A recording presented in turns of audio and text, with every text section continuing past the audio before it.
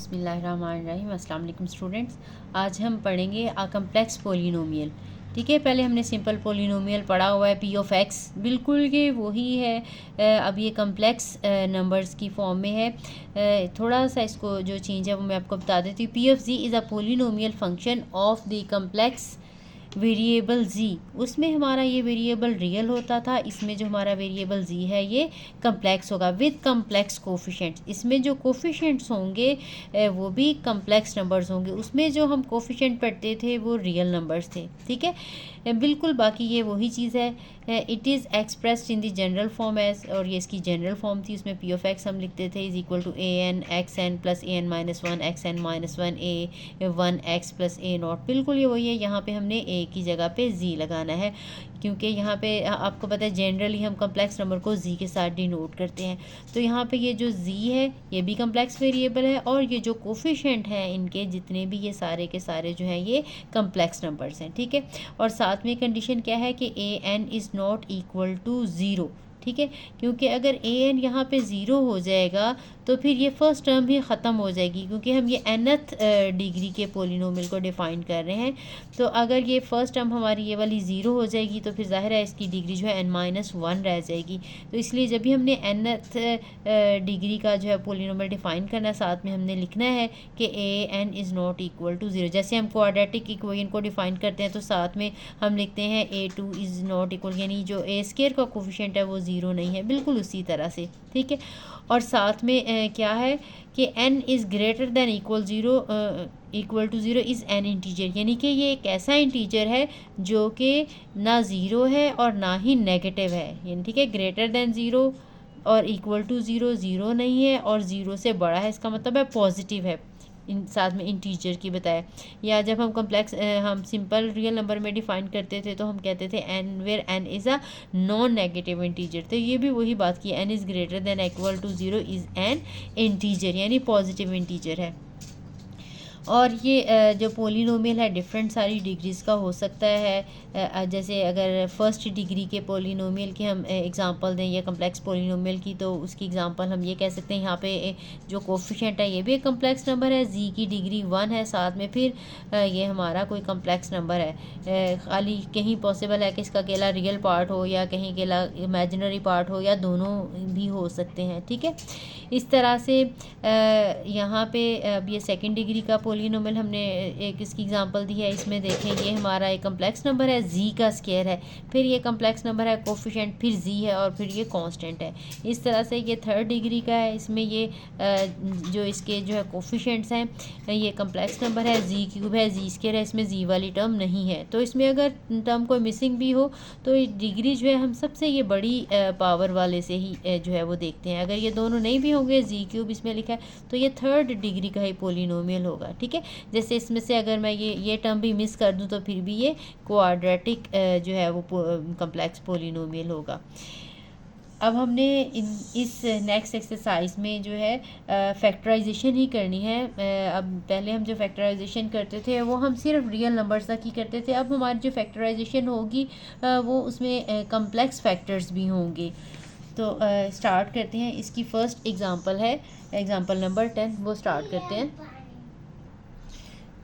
Example number 6 है factorize the polynomial P z, और P z हमें दिया हुआ है z square plus iota minus 3z minus 3 iota. ठीक है, अब हमने पहले जी को इसके साथ मल्टीप्लाई कर लेना है, जी स्क्वायर प्लस आयोटा जी माइनस 3z माइनस 3 आयोटा। ठीक है, इसके बाद अब हम इसमें से अगर फर्स्ट टू एलिमेंट्स में से सेपरेट कॉमन निकालें और सेकंड में से सेपरेटली कॉमन निकालें। आपने पहले भी सिंपल फैक्टराइजेशन में देखा है, अगर अंदर एक जैसी चीज़ बचती है तो फिर हम आसानी से फैक्टराइज कर सकते हैं। अब इसमें से जी कॉमन निकालेंगे तो जी प्लस आयोटा, और इसमें से -3 कॉमन निकालेंगे तो ये भी जी प्लस आयोटा आ गया। अब ये बहुत सिंपल सी फैक्टराइजेशन है। इसमें हम जी प्लस आयोटा कॉमन ले लेंगे तो इधर से जी और यहाँ पे -3, ये हमारी फैक्टराइजेशन है। नेक्स्ट एग्जांपल करते हैं। एग्जाम्पल नंबर 7 है, factorize the polynomial P of z है z square minus 4 iota z plus 12। ठीक है, अब इसके हम पेयर्स बना के करेंगे जैसे हम पहले करते थे, लेकिन उसमें देखें अगर यहाँ पे हमारे पास एक्स स्केयर होता था, यहाँ पे एक्स वाई, तो यहाँ पे वाई स्केयर होना चाहिए, यानी इन दोनों के जो वेरिएबल हैं या जो भी साथ में हमारे इन रियल नंबर्स के अलावा होते थे उनको मल्टीप्लाई करें तो इसके स्क्वायर के इक्वल आना चाहिए। तो अब हमने यहाँ पे आयोटा स्क्वायर पहले क्रिएट करना है। अब आपको पता है आयोटा जो है वो -1 के इक्वल होता है, इसलिए पहले हमने यहाँ पे -1 लाने के लिए यहाँ पे एक माइनस लगाया और एक हमने -1 लगा लिया। ठीक है, अब ये जो -1 है ये आयोटा स्क्वायर। ठीक है, आपने याद रखना है जहाँ पे भी यहाँ पे जी स्क्वायर है, यहाँ पे आयोटा जी है, यहाँ पे हमारे पास जो है एक कांस्टेंट टर्म है, तो वहाँ पे पहले आपने आयोटा स्क्वायर बनाना है। अगर तो नेगेटिव है यहाँ पे तो फिर यहाँ पे प्लस लगा के -1 लगा लें। अगर यहाँ पे हमारे पास प्लस है तो यहाँ पे फिर यहाँ पे एक माइनस लगा लें और एक -1 लगा लें, तो हमारे पास आयोटा स्क्वायर आ जाएगा। -4 आयोटा जी और ये माइनस आयोटा स्क्वायर और ये 12। अब हमने पेयर्स बनाने हैं ऐसे जिनको मल्टीप्लाई करें तो 12 आए और माइनस करें तो 4 आए। ठीक है, ये वाली फैक्टराइजेशन आपने काफ़ी ज़्यादा की हुई है 9th-10th क्लास में। तो अब हम इसके पेयर्स जो हैं 12 क्या पता है 4 जो है या तो आपको पता है 1 और 12 होंगे। इस तरह से सारे बना के देख लेते हैं, आई थिंक आपको वैसे ये आसानी से पता चल जाएंगे, फिर भी मैं आपको बता देती हूँ। 2 और 6, फिर 3 के साथ डिवाइड करके देखेंगे 3 और 4, इसके बाद 5 से नहीं होता, अगेन 6 के साथ करेंगे तो फिर यही वाले दोबारा आ जाएंगे। इनको देख लें, अगर यहाँ पे माइनस हो तो फिर माइनस करने से आना चाहिए, अगर यहाँ पे प्लस हो तो फिर प्लस करने से आना चाहिए। अब यहाँ पे माइनस है तो इन दोनों को माइनस करेंगे तो 4 नहीं आएगा, इनको माइनस करेंगे तो 4 आ जाएगा, इनको माइनस करेंगे तो भी जो है वो 4 नहीं आएगा। इसका मतलब है 6 और 2 जो है आपके रिक्वायर्ड जो है फैक्टर्स हैं। तो आपने इसको, अब हमें क्योंकि नेगेटिव में आंसर चाहिए तो बड़ा वाला जो है हम नेगेटिव लगाएंगे और जो छोटा नंबर है इसको हम पॉजिटिव लगाएंगे। Minus iota square 12। अब हमने पहले 2 में से कॉमन ले लेना है और अगले वाले 2 में से कॉमन ले लेना है। अब इसमें से अगर जी कॉमन लेंगे तो जी माइनस 6 आयोटा बच जाएगा और इसमें से 2 आयोटा कॉमन निकालेंगे, यहाँ पे भी जी माइनस 6 और आयोटा बच जाएगा। तो अब ये हमारी फैक्टराइजेशन आ जाएगी जी माइनस 6 आयोटा और दूसरा फैक्टर है जी प्लस 2 आयोटा, जो कि हमारी रिक्वायर्ड जो है फैक्टराइजेशन है।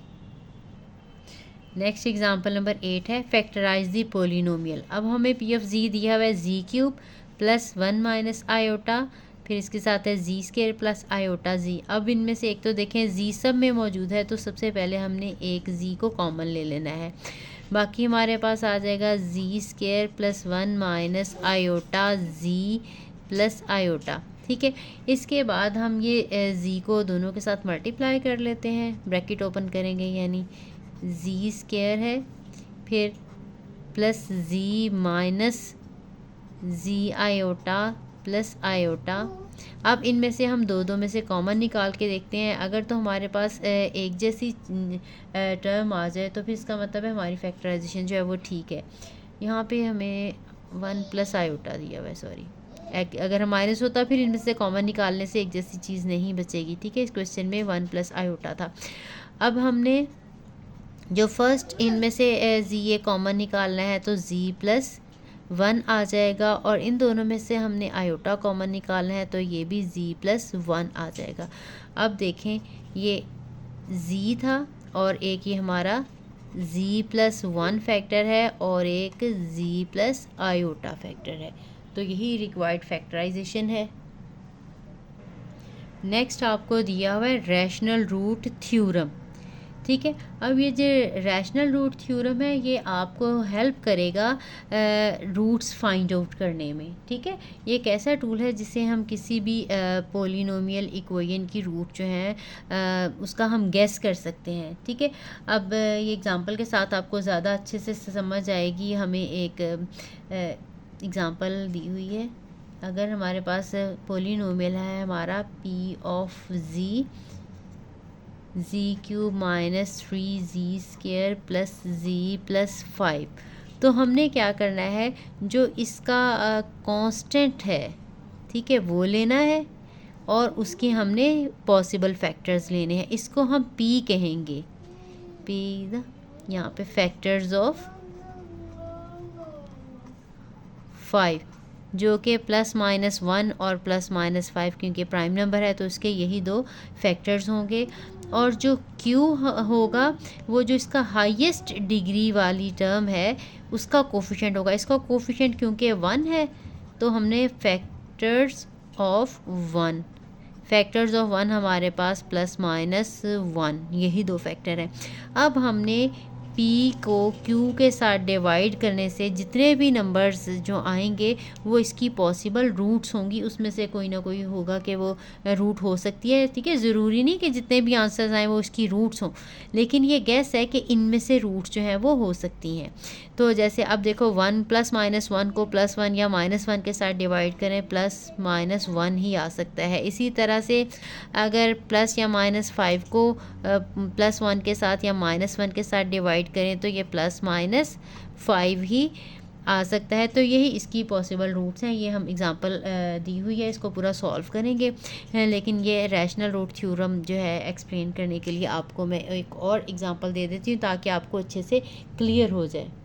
अब अगर हमारे पास एक इक्वेशन है 2z³ + 3z² - 8z - 12, तो इसमें देखें जो हमारी P की ऑप्शंस हैं वो 12 के फैक्टर्स हैं। अब 12 के फैक्टर्स कौन से हो सकते हैं? +-1, +-2, +-3, यानी जो जो इसको डिवाइड कर सकते हैं। ठीक है, कम्प्लीटली +-4, +-6 और +-12, ये सारे के सारे जो हैं ये 12 के डिवाइज़र्स हैं या फैक्टर्स हैं।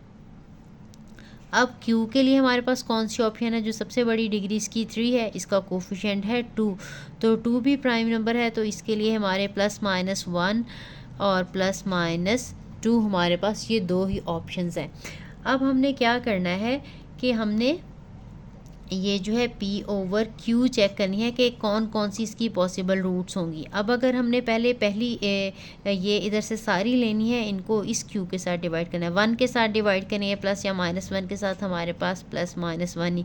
इस तरह से 2 को +-2 को +1 के साथ या -1 के साथ डिवाइड करें तो हमारे पास +-2 ही आएंगे। 3 के साथ करेंगे तो +-3, +-4, आपको पता है 1 के साथ +1 या -1 के साथ डिवाइड करने से यही वाले नंबर्स आ जाएंगे, +-6, +-12। ठीक है, अब देखिए अब हमने सेकंड रूट के साथ डिवाइड करके देखना है। +-1 को अगर हम प्लस या -2 के साथ करेंगे तो हमारा जो फ्रैक्शन है 1/2 बन जाएगा, तो ये प्लस या -1/2 होगा। अब अगर 2 को 2 के साथ हम डिवाइड करेंगे तो +-1 जो कि ऑलरेडी हमने लिखा हुआ है, इसको दोबारा से लिखने की ज़रूरत नहीं है। 3 को जब हम 2 के साथ डिवाइड करेंगे तो ये +-3/2। 4 को 2 के साथ डिवाइड करेंगे तो 2 आ जाएगा, +-2 वो हमने ऑलरेडी लिखा हुआ है। 6 को 2 के साथ डिवाइड करेंगे +-3, वो भी ऑलरेडी लिखा हुआ है। 12 को जब हम 2 के साथ डिवाइड करेंगे तो +-6, ये भी ऑलरेडी लिखा हुआ है। तो ये जो है ये पॉसिबल रूट्स हैं, इनमें से हम चेक करते हैं इसी पोलिनोमियल में सब्स्टिट्यूट करके, जिससे आंसर 0 आ जाता है उस पोलिनोमियल का, तो हम कहते हैं कि ये उसकी एक रूट है। अब हम करते हैं एग्जाम्पल नंबर 9। एग्जाम्पल नंबर 5 है फैक्टराइज दी पोलिनोमियल। पोलिनोमियल हमें दिया हुआ है z³ - 3z² + z + 5।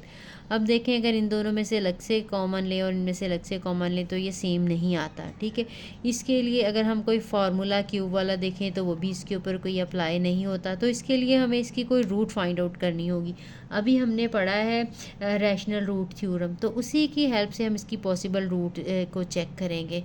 तो हम लिखेंगे according to rational root theorem,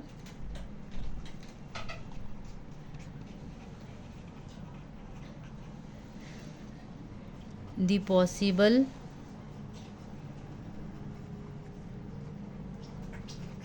roots of P of z are आपको पता है अब ये 5 है और उसका कोफिशिएंट 1 है, तो 5 के डिवाइजर्स +-1 और +-5 है, जब 1 के साथ करेंगे तो वही आ जाएंगे।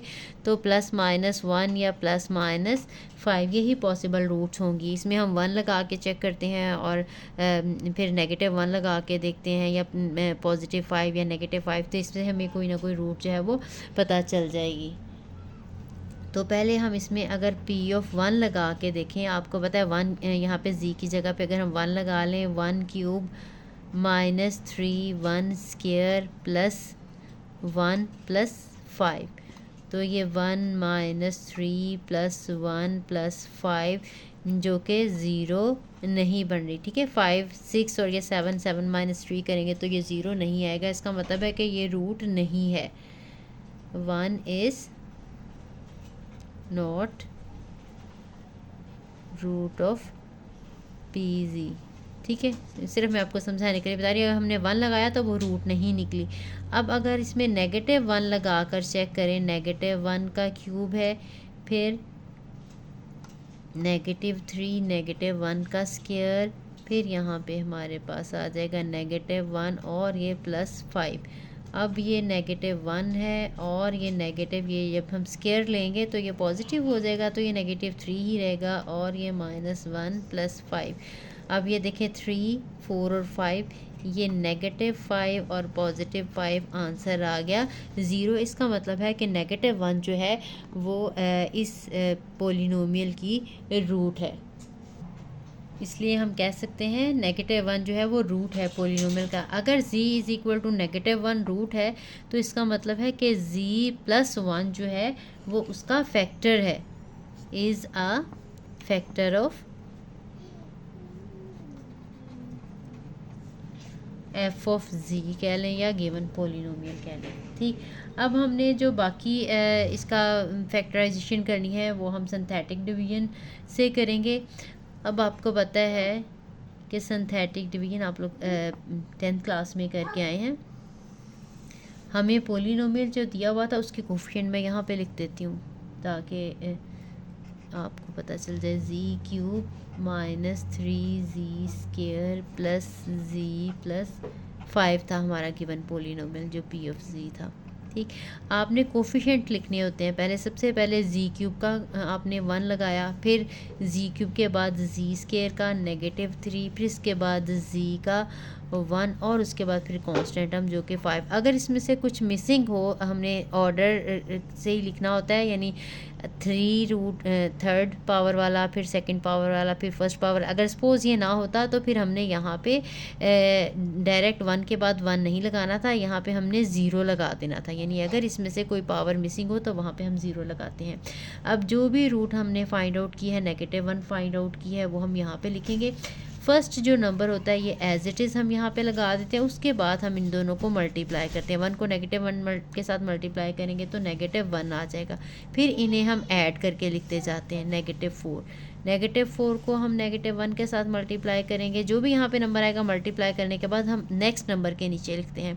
-1 और -4 को जब मल्टीप्लाई करेंगे तो ये +4 हो जाएगा। 1 + 4 ये 5 आ जाएगा। फिर 5 को -1 के साथ करेंगे तो -5 और ये 0, ये हमारा रिमाइंडर होता है जो लास्ट पे बचता है। रिमाइंडर 0 आने का मतलब है कि ये कंप्लीट डिवीजन हो गई है, ये इसका फैक्टर है। अब हमारे पास जो बाकी बचा वो क्या है, अब हम P(z) लिखते हैं। जो हमारा पोलिनोमियल था वो एक तो z+1 उसकी फैक्टराइजेशन होगी। अगर यहाँ पे -1 है तो फिर +1 आएगा साथ में। अगर +1 हो तो यहाँ पे -1 आ जाता है, क्योंकि हम z = -1 देन z+1 = 0 होता है, तो ये z+1 फैक्टर बनेगा, ठीक है। अब जो नेक्स्ट है, ये हमने अगर z³ से पहले स्टार्ट हो रहा था तो अब हमने ये z² से स्टार्ट करना है, ठीक है। ये जो पहला है ये कोफिशिएंट है z² का 1z², यानी इसको हम z² ही लिखेंगे। नेक्स्ट -4 यहाँ पे लगाएंगे z और ये कांस्टेंट टर्म, यानी हमने एक पोलिनोमियल, अगर यहाँ पे 3rd डिग्री का पोलिनोमियल था, अब हमारे पास 2nd डिग्री का पोलिनोमियल रह जाएगा। अगर 4th डिग्री का पोलिनोमियल हो तो 3rd डिग्री का पोलिनोमियल रह जाता है यहाँ से। -5, ठीक है। ये कांस्टेंट हम यहाँ पे जी स्केयर लगा देंगे और अब ये हमारी फैक्टराइजेशन होगी। अब हमारे पास ये वाला हिस्सा रह गया, इसकी फैक्टराइजेशन अगर तो पेयर्स बनते हैं तो पेयर्स बना के कर सकते हैं, अगर पेयर्स नहीं बनते या तो इसकी हमें जो है बाय कंप्लीटिंग स्केयर कर सकते हैं या बाय क्वाड्रेटिक फार्मूला भी कर सकते हैं। तो यहाँ पे बुक में इन्होंने बाय कंप्लीट जो है वो क्वाड्रेटिक फार्मूला किया है, तो ये मैं आपको क्वाड्रेटिक फार्मूला से ही बता देती हूँ। अब हमने सिर्फ इसको सॉल्व करना है, जी स्केयर -4z-5, ठीक है। ये हमारी क्वाड्रेटिक एक तरह की जो है वो क्वाड्रेटिक पोलिनोमियल है। जैसे हम क्वाड्रेटिक इक्वेशन को सॉल्व करते थे बिल्कुल उसी तरह से इसमें से भी हमने जो जी का आंसर निकालना है वही ABC इसमें से लेके। तो आपको पता है ए जो है ये जी स्केयर का यानी एक्स स्केयर का कोफिशिएंट होता था, तो ये 1 है। जो बी है वो एक्स का कोफिशिएंट होता था, इसमें हमने जी लिखा हुआ है तो ये -4 है। और जो सी है ये -5 है। क्वाड्रेटिक फार्मूला वही है जो आपने पहले किया हुआ है, -b + -b स्केयर -4ac, यहाँ पे स्केयर रूट है और ओवर 2। तो यहाँ पे हमने इनकी वैल्यू सब्स्टिट्यूट करनी है। ये -4 आपने लगा दिया प्लस माइनस b का स्केयर यानी -4 का स्केयर -4a है 1 और c है -5 और यहाँ पे स्केयर रूट लगाना है और ओवर 2। इसको हम सॉल्व कर लेते हैं और यहाँ पे 4 आ जाएगा प्लस माइनस 4 स्केयर 16 और ये है 20 ओवर 2।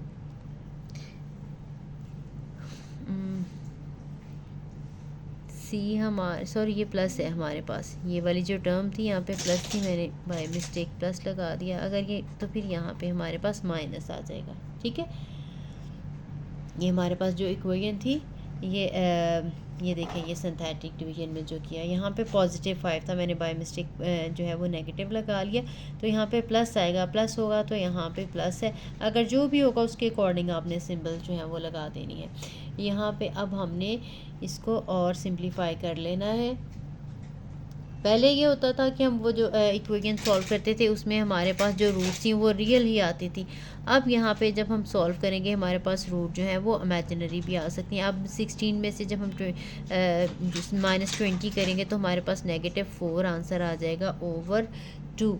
अब आपको पता है ये 4 प्लस माइनस ये 4 का स्क्वायर रूट 2 आ जाएगा और ये जो -1 है ये आयोटा आ जाएगा, ठीक है। यानी -4 के स्क्वायर रूट, जब भी स्क्वायर रूट आ जाए हम इसको -1 × 4 कर लेंगे। अब ये -1 का जो स्क्वायर रूट है ये आयोटा बन जाएगा और जो 4 का स्क्वायर रूट है वो 2 बन जाएगा, ठीक है। जहाँ पे भी नेगेटिव हो तो आपने नेगेटिव को छोड़ के बाकी का स्क्वायर रूट निकाल लेना है, साथ में आयोटा लगा देना है। अब इसका मतलब है हमारे पास जो जी के आंसर्स हैं वो हैं, जिसमें से 2 कॉमन निकल सकता है। हमने 2 कॉमन निकाल लिया, 2 प्लस माइनस आयोटा ओवर 2। तो ये 2 की 2 के साथ कटिंग हो जाएगी, ये 2 प्लस माइनस आयोटा आ गया। अब इसका मतलब है जी या तो हमारे पास इक्वल है 2 प्लस आयोटा के या फिर जी इक्वल है 2 माइनस आयोटा के। यहाँ से हमारे पास जी -2 माइनस आयोटा आ जाएगा हमारे पास जो फैक्टर है, और यहाँ से जी -2 प्लस आयोटा हमारे पास फैक्टर आ जाएगा।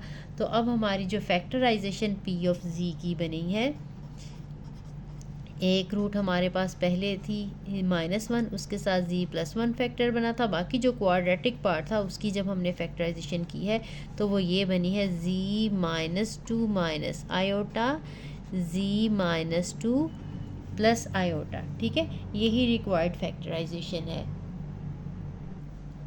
एग्जाम्पल नंबर 10 है, solve the equation 2z² -12z + 50 = 0 by completing square method and hand express it as product of its linear factors, ठीक है। एक तो हमने इसकी फैक्टराइजेशन करनी है। आपको पता है क्वाड्रेटिक इक्वेशन हो तो उसको हम या तो फैक्टराइजेशन से कर सकते हैं पेयर्स वगैरह बना के, और या फिर इसको किसी स्क्वायर वाले फार्मूले से हो सकती है, ठीक है। फैक्टराइजेशन वाले मेथड से, दूसरी इसका स्क्वायर कंप्लीट करने वाला मेथड होता है, और तीसरा जो है बाय क्वाड्रेटिक फार्मूला। तो यहाँ पे इन्होंने हमें पर्टिकुलरली कहा हुआ है कि बाय कंप्लीटिंग स्क्वायर मेथड ही करना है। अगर हमें ये ना कहा जाए, जस्ट हमें लिखा जाए कि सॉल्व द इक्वेशन, तो फिर ये आप पे डिपेंड करता है, आप जिस मर्ज़ी मेथड के साथ इसको सॉल्व कर दें। लेकिन अगर आपको पर्टिकुलरली कोई मेथड बता दिया गया हो कि आपने इसके साथ सॉल्व करना है, तो फिर आपने उसी मेथड से ही उसको सॉल्व करना होता है, अदरवाइज़ फिर उसके मार्क्स नहीं मिलते। ठीक है, तो हम इसको अब कंप्लीटिंग जो है स्क्वायर मेथड से ही करेंगे। तो हमने इक्वेशन लिखनी है, इक्वेशन है 2z² minus 12z plus 50 equal to 0। ठीक है, अब आपने सबसे पहले क्या करना होता है कि जो भी z² का कोफिशिएंट है उसके साथ सारी इक्वेशन को हमने डिवाइड कर देना होता है। अब देखें z² के साथ 2 है तो हमने 2 के साथ डिवाइड कर देना है पूरी इक्वेशन को। डिवाइडिंग द इक्वेशन बाय 2, याद आएगा 2z² over 2 minus 12z over 2 plus 50 over 2 equal to 0। ठीक है, अब ये हमारे पास आ जाएगा z² minus z plus 25 is equal to 0। ठीक है, अब जब हमारे पास z² सिंपल आ गया, इसके बाद हमने क्या करना है, जो कांस्टेंट टर्म है इसकी ये उठा के दूसरी साइड पे ले जानी है। हम लिखेंगे z² minus z is equal to -25। ठीक, इसके बाद आपने क्या करना होता है, इसके बाद हमने देखना है यहाँ पे 6 लिखना भूल गई, एक तो मुझे भूल जाता है, 2 6 are 12। ठीक, अब आपने क्या करना है कि देखना है ये हमारे पास z का स्क्वायर बन गया, यहाँ पे 2, यहाँ पे मैं बताती हूँ कि क्या आएगा, यहाँ पे z आ जाएगा। अब आपने जो भी z वाली टर्म होगी इसका कोफिशिएंट देखना है, यहाँ पे कोफिशिएंट है 6, इसको हमने 2 से डिवाइड करना है। ठीक है, जो भी z के साथ नंबर लिखा होगा उसको हम 2 से डिवाइड करेंगे, हमारे पास आंसर जो भी आ जाएगा, ये 3 आया है तो हमने उसी 3 का स्क्वायर बोथ साइड पे, यहाँ पे भी हमने 3 लगा देना है और उसी 3 का स्क्वायर जो है हमने दोनों साइड पे ऐड करना है। ठीक है, अगेन मैं आपको बता रही हूँ कि जो भी z का कोफिशिएंट होगा उसको हम बाय 2 करेंगे, जो आंसर आएगा उसका स्क्वायर बोथ साइड पे ऐड किया जाएगा, यहाँ पे भी वही नंबर आएगा। अब अगर देखें ये हमारे पास z माइनस 3 का होल स्क्वायर बन गया है। ठीक है, ये सब में इसी तरह से ही आएगा। जो भी हमारे पास यहाँ से पहली टर्म z होगी, यहाँ से जो हमने ऐड किया अभी उसका स्क्वायर होगा, यहाँ से हमने सिर्फ सिंबल देखी है प्लस या माइनस, वैसे इनको चेक करके देख लें, देखें ये 6 से ही बन रहा है ना, एक्चुअली इसको स्प्लिट किया गया है। अब हमारे पास ये z माइनस 3 का होल स्क्वायर आ गया और इसको हमने सिंप्लीफाई कर लेना है। -25, 3 का स्क्वायर आपको पता है कि 9 होता है। z माइनस 3 स्क्वायर 25 में से 9 सब्ट्रैक्ट करेंगे तो हमारे पास -16 आ जाएगा। अब ये -16 है, हम बोथ साइड पे स्क्वायर रूट ले लेते हैं। आपको पता है ये स्क्वायर ख़त्म करने के लिए इस साइड पे भी हमने स्क्वायर लिया, -16 इधर भी स्क्वायर लिया, तो z माइनस 3 हमारे पास आ जाएगा। प्लस माइनस ये नेगेटिव है, मैंने आपको भी बताया कि जब स्क्वायर रूट के अंदर नेगेटिव आ जाए उसकी जगह पे आपने आयोटा लगा देना है, और 16 का स्क्वायर रूट जो है वो 4 आपने लगा दिया। ठीक, अब हमारे पास जो z का आंसर आएगा 3 दूसरी साइड पे ले जाएंगे, ये +3 हो जाएगा, 3 प्लस माइनस 4 आयोटा। अब ये हमारे पास z के जो हैं 2 आंसर आ गए हैं, एक है 3 प्लस 4 आयोटा यहाँ पे और एक 3 minus 4 iota. So z is equal to 3 plus 4 iota और z is equal to 3 minus 4 iota.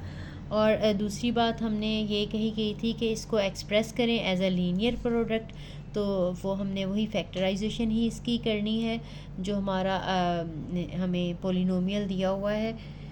Polynomial अब हमें दिया हुआ था p ऑफ z, कह लें उसको p of z is equal to 2z² minus 12z plus 50। ठीक है, इसकी फैक्टराइजेशन हमने करनी है, तो एक इसमें से पहले देखें 2 कॉमन निकल रहा है, z² माइनस 6z प्लस 25। ठीक है। एक हमने ये 2 कॉमन निकालने के बाद बाकी लिख लिया, और बाकी जो हमने फैक्टराइजेशन करनी है ये क्वाड्रेटिक, अब हमने अभी देखें ये इक्वेशन सॉल्व किया तो हमारे पास यहाँ से ये 2 आंसर आए हैं। तो इन्हीं 2 आंसर से हमने 2 फैक्टर्स बना लेने हैं। वो कैसे फैक्टर बनाएंगे मैंने पहले भी आपको एक एग्जांपल में बताया है 2। अब देखें ये हमारा पहला फैक्टर था z is equal to 3 + 4 iota. अब इन दोनों को हम इस साइड पे लें तो ये z - 3 - 4 आयोटा इक्वल टू 0, एक ये फैक्टर बन जाएगा। और दूसरा हमारा था z is equal to 3 - 4 iota, तो यहाँ से z - 3 + 4 iota is equal to 0। तो ये दो जो है यानी सबको जब हम एक साइड पे ला के इक्वल टू 0 कर देते हैं तो ये फैक्टर्स आ जाते हैं।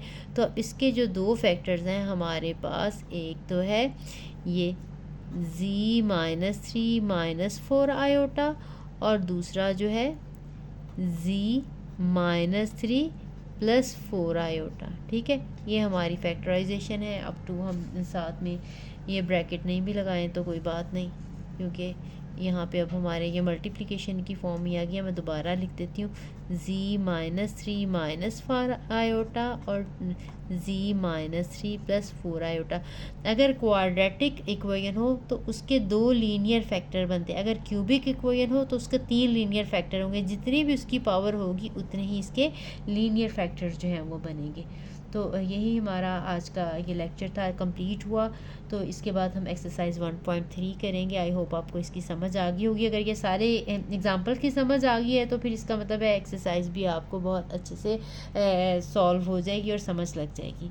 तो मिलते हैं नेक्स्ट वीडियो में इंशाल्लाह। जिसने चैनल को सब्सक्राइब नहीं किया वो चैनल को सब्सक्राइब कर दें, और वीडियो अच्छी लगी हो तो लाइक एंड कमेंट ज़रूर करें। अल्लाह हाफिज़।